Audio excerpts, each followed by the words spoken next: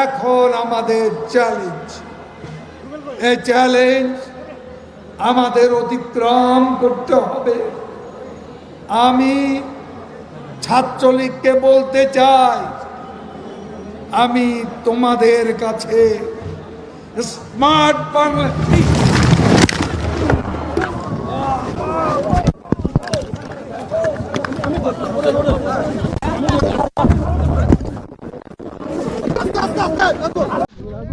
আরে কাউয়া কাঁদে, তোর তো স্টেজ ভাঙছে। তুই বলছিলি না খেলা হবে, ওই খেলা হলো। তোর তো খেলা শেষ হয়ে গেল এ কয়দিনই। তুই যাবি কই? কই যাবি রে কাদির, কাউয়া কাদির?